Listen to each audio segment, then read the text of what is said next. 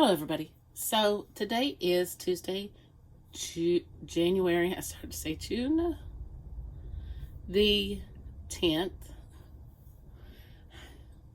January the 10th, and I'm here to give you the TBR for the readathon I'm going to participate in called Around the World in 80 Days. It runs from January 11th to March 31st, and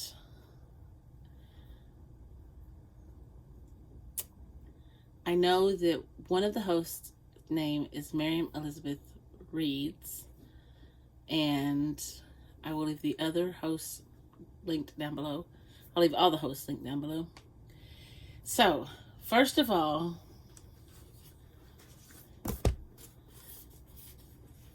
this is the first book to read. And if you cannot find a book for the other prompts, then they say that you can use this book for those prompts. So I'm not sure what this book is about. I've never read this book. I've heard about this book, but that's it. In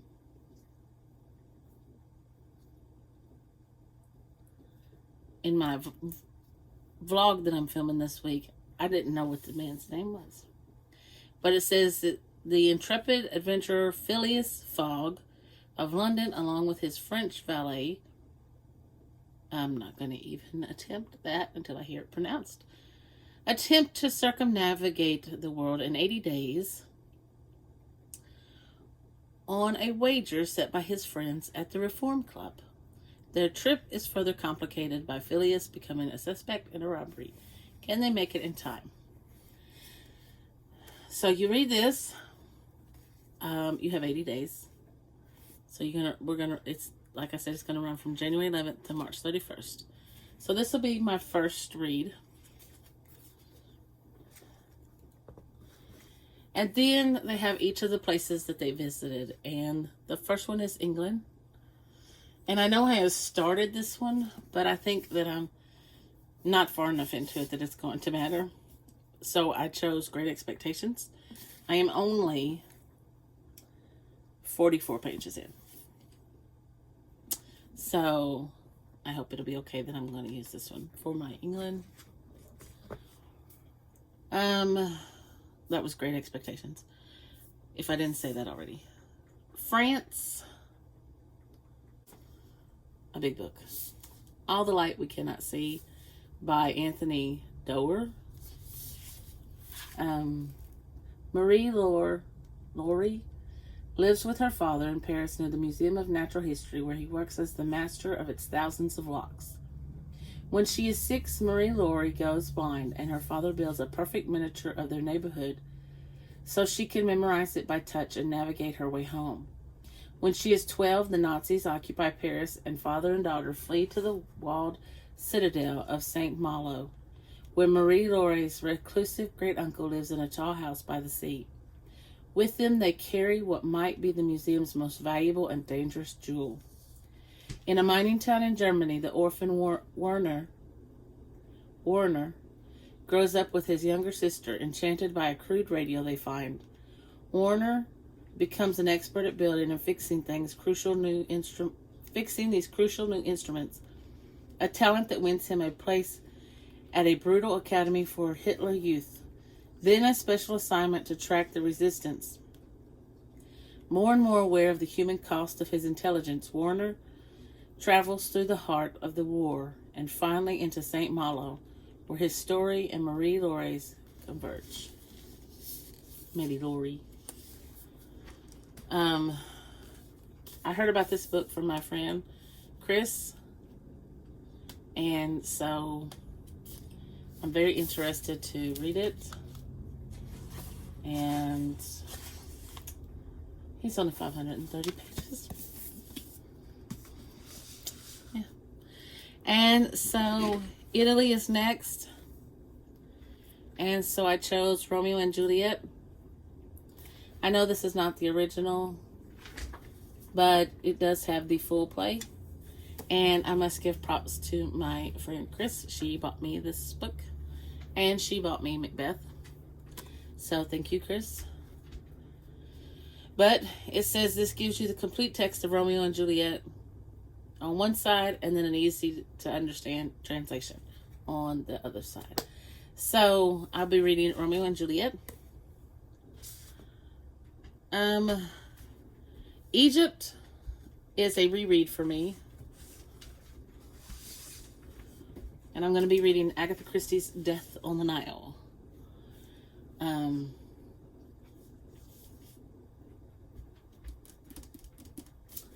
So we have Poirot, who has traveled to Egypt. And once again, he must solve a case. I didn't find anything for Yemen. And India, I thought I picked The Secret Garden, but then I realized that it only starts out in India because she's raised in India. But then I have selected poems by, I'll put a picture here, if I can get a hold of it by the time this rolls around.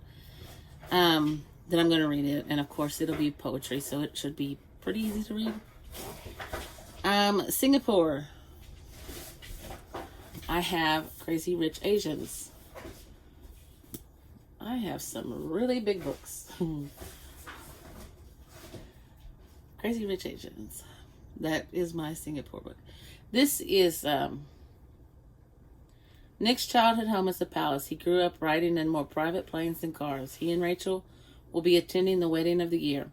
Oh, and Nick just happens to be one of Asia's most eligible bachelors, and his formidable mother isn't so sure Rachel is the right one for him. So, China, I have two different ones that I could read. I wrote both of them down. I ordered both of them. So I have The Good Earth by Pearl S. Buck. It'll depend on how my reading is going.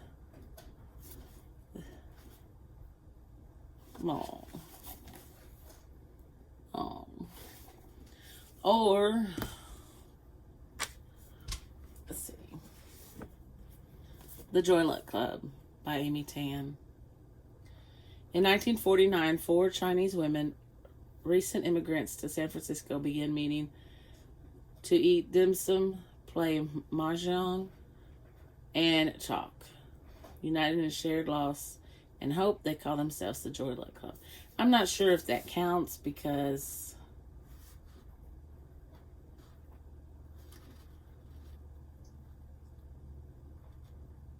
I'll have to look into that and see if it actually, because when I was looking stuff up that took place in China, it said this one did, but then it brought it up. Yeah, I'm not sure. This may not. I may end up reading The Good Earth anyway. Okay, so Japan, I'll be reading Tokyo Ever After by Emiko Jean. I'm probably butchering these names. Yeah. These books are not new, like they've been out for a while. The USA, I'm probably going to put one of the books that's already on my TBR. Like I have 24 Hours, I have Phantoms, I have Gone Girl down, but I don't think this book is, I mean, it's not that big. It's just over 400 pages. But, I mean, I've already got a 500-page book. And then you got Great Expectations is over 500 pages. So I just don't know. All right, and I think Frankenstein by Dean Koontz takes place in the USA. I have Girl Forgotten by Karen Slaughter. 24 Hours by Greg Iles. Lost Souls, which is Frankenstein by Dean Koontz. Phantoms, which is Dean Koontz. I could do any of those. And they're already on my TBR, so I don't know why I would add another one.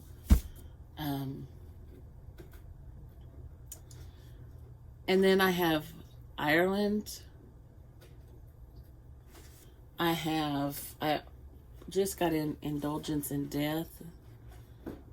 And they said this takes place in Ireland.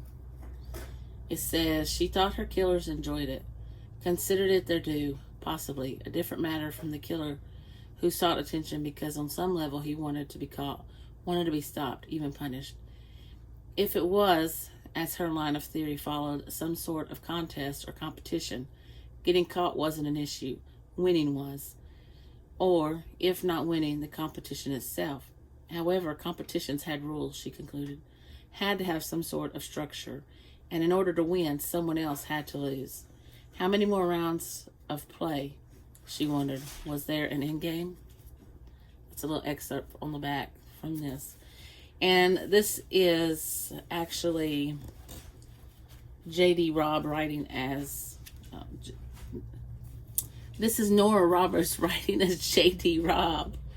So, and she has a series of these. So...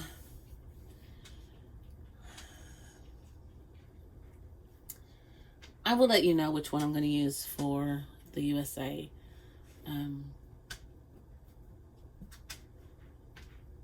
But I'm probably not going to put this one on there, because it just seems silly to add another book when I have 1, 2, 3, 4 of them up there that are already taking place in the USA.